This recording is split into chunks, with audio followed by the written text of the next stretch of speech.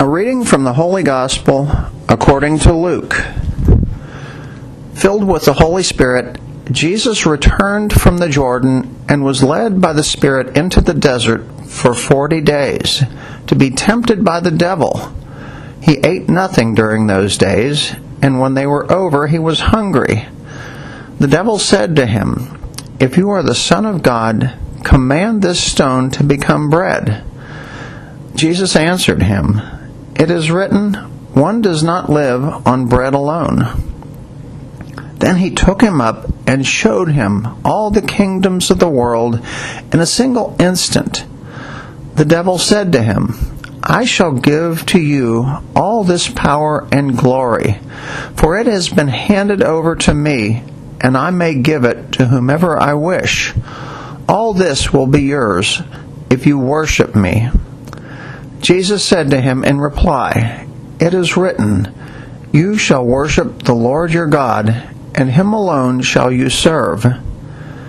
Then he led him to Jerusalem, made him stand on the parapet of the temple, and said to him, "If you are the Son of God, throw yourself down from here, for it is written, he will command his angels concerning you, to guard you, and with their hands they will support you, lest you dash your foot against a stone." Jesus said to him in reply, "It also says, you shall not put the Lord your God to the test." When the devil had finished every temptation, he departed from him for a time. The Gospel of the Lord. A few weeks ago, I was in Los Angeles with my wife, and I was attending a medical conference. And on the Sunday, we went to Mass at the Church of the Good Shepherd on Santa Monica Boulevard. It's a very pretty church in a very nice neighborhood. But I had a special reason for wanting to go there, and that's because it was the church that was once attended by a man whose autobiography I recently read. And the man's name is Jack Haley. Now, perhaps you know right off who Jack Haley is, but maybe not. He was born back in 1897 in Boston, and his dad was the captain of a ship that went out into the ocean. And when Jack was only 6 months old, his dad was involved in a shipwreck and he lost his life. So Jack and his older brother had to grow up without their dad. And when he was about 5 years old, his mom managed to get him to a Christmas show. So for the first time in his life, he saw performers on stage dancing and singing and performing skits. And right then, Jack decided that he wanted to be a performer. And so he taught himself how to sing and to dance and to act. And by the time he was 17 years old, he was a performer on vaudeville. And so he performed on Broadway, and then he performed on tour.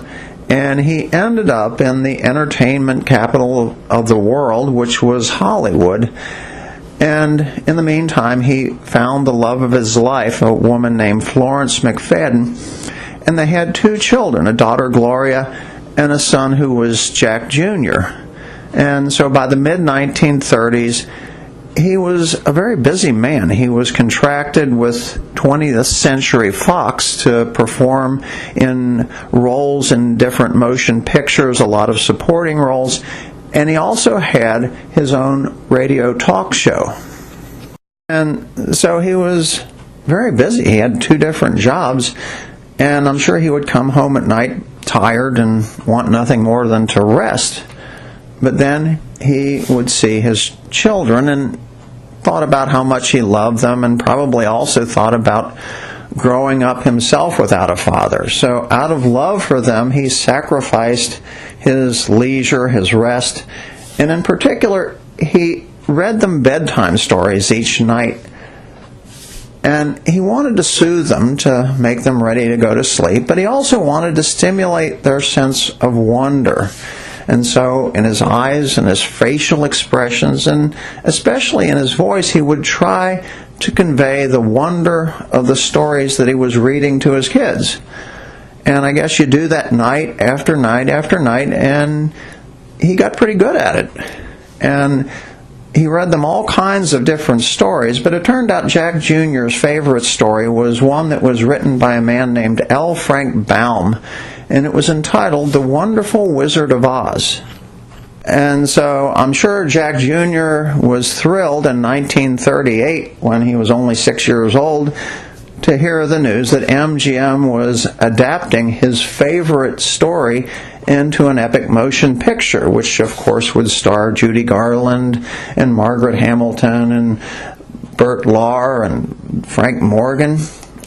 But the cast wasn't totally set because Ray Bolger had been chosen to play the part of the Tin Woodsman, and Buddy Ebsen had been chosen to play the Scarecrow. And Ray Bolger wanted desperately to play the part of the Scarecrow himself, and so he lobbied MGM and he lobbied Buddy Ebsen, and finally they gave in and said, yes, Ray, you can play the Scarecrow and Buddy Ebsen will play the Tin Man.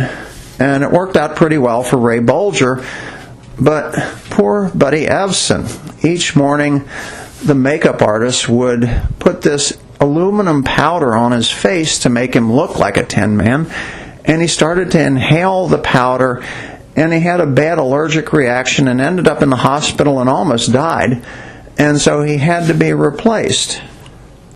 And so you can imagine how excited Jack Jr. must have been when he heard that his dad, Jack Haley, had been chosen by MGM to be Buddy Ebsen's replacement.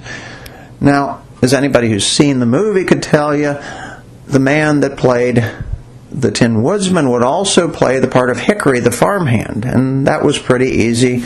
All that Jack had to do was to put on a farm outfit and say something like, "They're going to build a statue to me one day."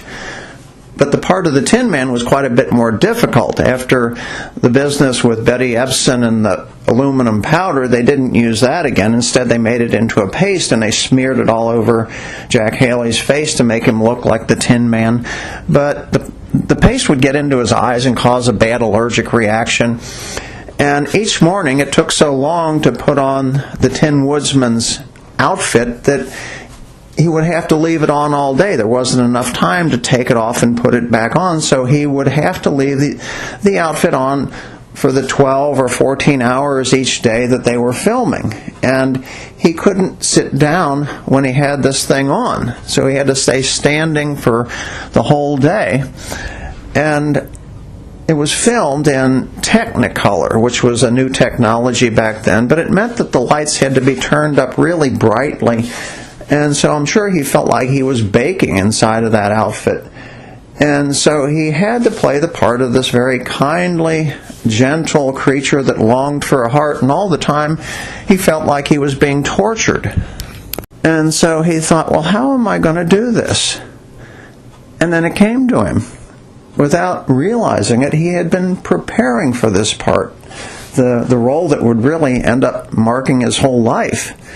He had prepared all those nights, night after night, when he was reading bedtime stories to his children. And so he met with the director, Victor Fleming, and he told Fleming that he saw himself telling a story, and he would use his facial expressions and his eyes, and in particular his storytelling voice when he played out this role.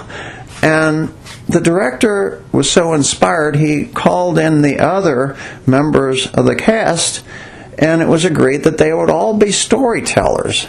And so today, if you watch the movie, you can see Burt Lahr, the Cowardly Lion, and say to yourself, he's telling his story. And same with Ray Bolger, the Scarecrow. He's telling his story. But especially Jack Haley, the Tin Woodsman, from the moment that he meets Dorothy in the apple orchard to their final goodbye when he says, "I know I've got a heart because it's breaking." We can say to ourselves, here's this man who practiced, who prepared by reading stories to his children, and now he was telling this epic story to the world.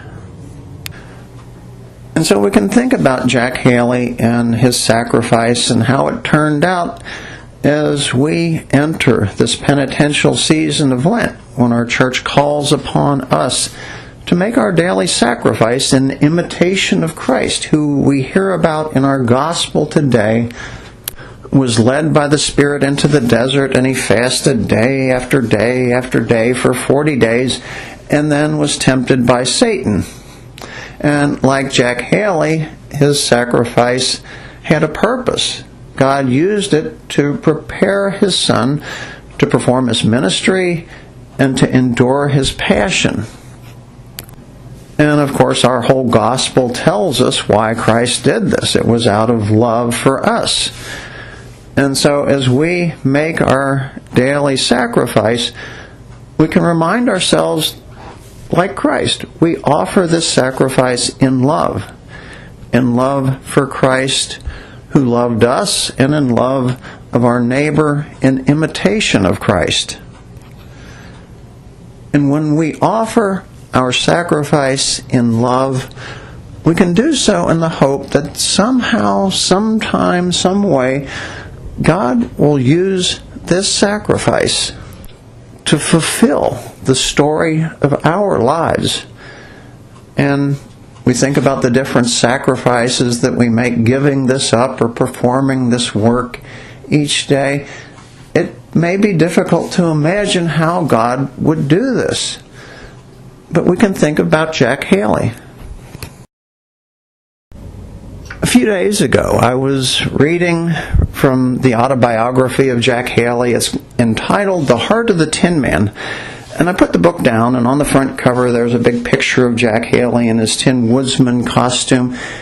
And my little granddaughter Stella came up to it, and she pointed to the picture and she said, "Look, Grandpa, the Tin Woodsman from The Wizard of Oz." And I thought, well, how about that?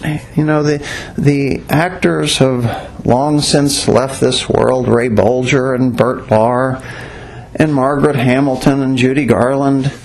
And Jack Haley himself passed away back in 1979.